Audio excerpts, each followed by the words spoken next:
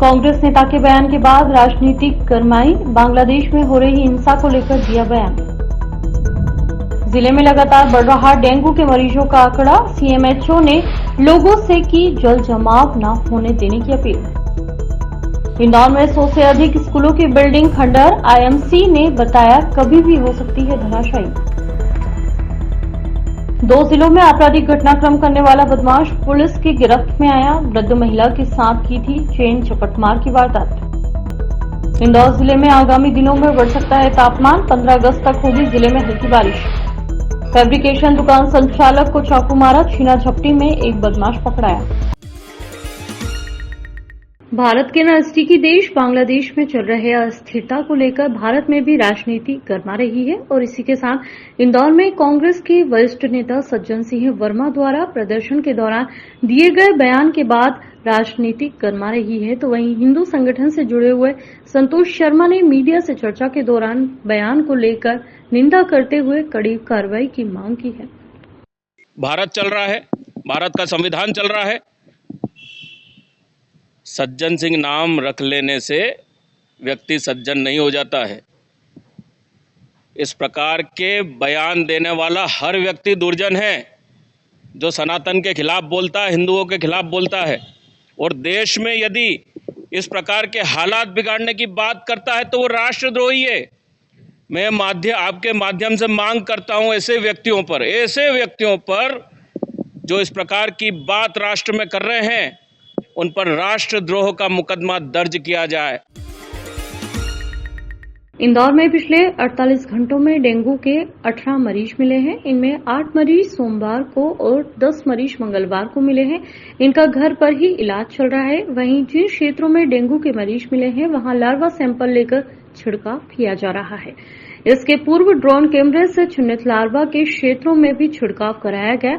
वहीं डेंगू के लगातार बढ़ रहे मरीजों को लेकर सीएमएचओ डॉक्टर बीएस सेत्या का कहना है कि लोगों से बार बार अपील की जा रही है कि वह अपने घरों के आसपास जल जमाव न होने दें और डेंगू का यह मच्छर दिन में ही काटता है, इसलिए फुल आस्तीन के कपड़े पहने और ऐसी कोई भी स्थिति उत्पन्न न होने दे जिससे डेंगू का लार्वा पनपे।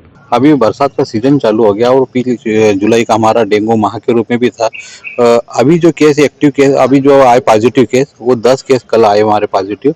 और इस तरह से पूरे मिला के सालभर का भी हमारे जो 7-8 महीने का है उसमें 195 केसेस हमारे पॉजिटिव केसेस आए हैं।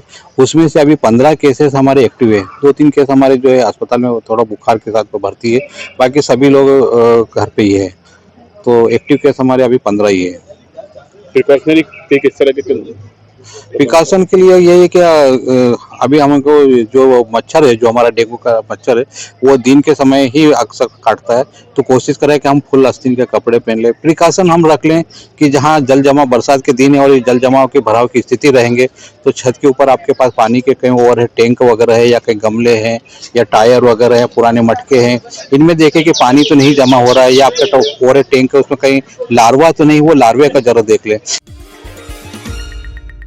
पूरे मामले में जानकारी देते हुए डीसीपी ऋषिकेश मीणा द्वारा बताया गया कि पिछले दिनों भवरकों थाना क्षेत्र में वृद्ध महिला अपने घर के आसपास टहल रही थी कि तभी अचानक से अज्ञात बदमाश द्वारा गले में पहनी हुई सोने की चेन झपटकर फरार हो गया था। जिसके बाद पूरे मामले में पुलिस ने कई सीसीटीवी तलाश के बाद में अजय उर्फ कमल मालवी नामक युवक को गिरफ्तार किया है, जिसके पास से 2 सोने की चेन बरामद भी की गई है।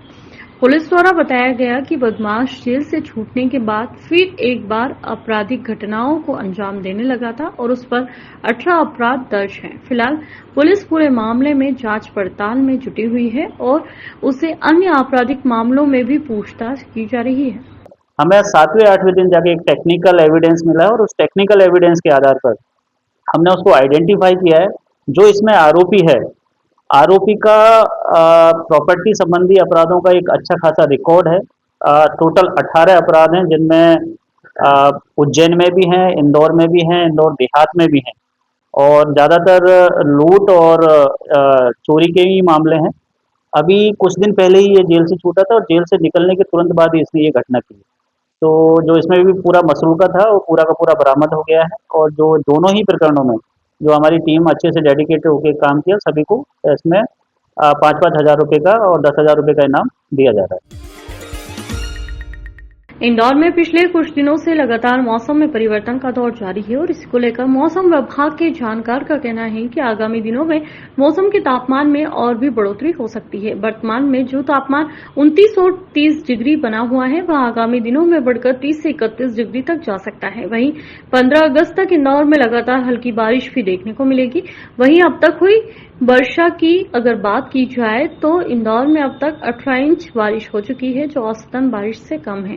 गौरतलब है कि इंदौर का लगभग 35 इंच का आंकड़ा औसत बारिश को लेकर है, जिसमें 50% तक ही बारिश इंदौर जिले को प्राप्त हुई है। वर्तमान मौसम की बात करें तो वर्तमान में हम देख रहे हैं कि अभी 2 दिन से जो अधिकतम तापक्रम है वो 1.5 से 2 डिग्री बढ़ा हुआ है, यानी कि ये 28 और 29 डिग्री के आसपास चल रहा है और जो न्यूनतम तापक्रम है वो 21 और 22 डिग्री के आसपास देख रहे हैं।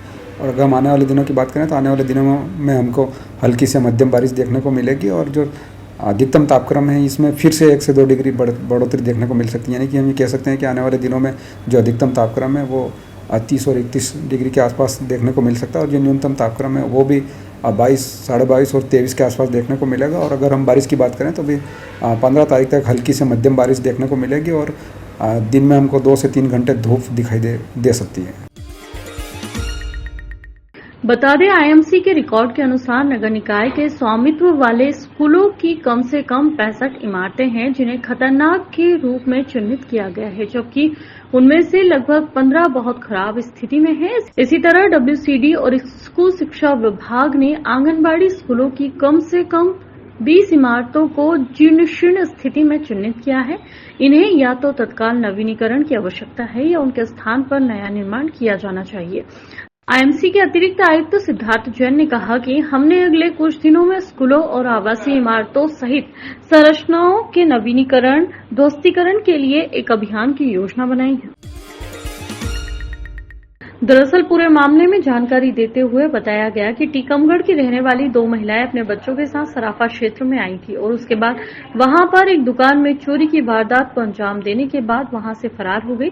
सराफा व्यापारी ने जब ज्वेलर्स जो सोने चांदी के जेवरात थे उनके मिलान किए गए तो काफी कम पाए। इसके बाद पूरे मामले में आसपास लगे सीसीटीवी फुटेज खंगाले गए और इसके आधार पर पुलिस तलाश करते हुए उज्जैन के टीकमगढ़ तक पहुंची और वहां से 2 महिलाओं को पकड़ा गया, जिनके पास से तलाशी लेने के दौरान 10 लाख रुपए से भी अधिक सोने चांदी के जेवरात बरामद किए गए। बताया जा रहा है कि महिलाओं द्वारा सराफा के साथ कई स्थानों पर चोरी की वारदातों को अंजाम दिया गया था और इस कारण से वह चोरी करने के बाद अपने घर टीकमगढ़ पहुंच जाती थी। एरोड्रम पुलिस के मुताबिक रामेश्वर पुत्र हीरालाल जाटव निवासी छोटा बांगड़दा की शिकायत पर जयपुत्र मनोज असवानी निवासी एलआईसी कॉलोनी और उसके साथी आशीष ठाकुर निवासी बीएसएफ पानी की टंकी वाली गली पर चाकूबाजी की धाराओं में केस दर्ज किया गया है। पुलिस के मुताबिक रामेश्वर ने अपनी शिकायत में बताया कि वह मंगलवार शाम 6:30 बजे बाइक से लक्ष्मीनगर स्थित दुकान से निकलकर कालानी नगर सब्जी मंडी जा रहे थे। इस दौरान बाइक पर दोनों बदमाश आए और कहा कि तुम्हें साहब ने थाने पर बुलाया है और वे बैग की तलाशी लेने लगे। इतने में दूसरे बदमाश ने पेट में चाकू मार दिया। उन्हें बदमाशों से लड़ते देख दूसरे लोग भी इकट्ठा हो गए और एक बदमाश जय को पकड़ लिया, जबकि उसका साथी आशीष भाग गया। जय को पुलिस के हवाले कर दिया गया है।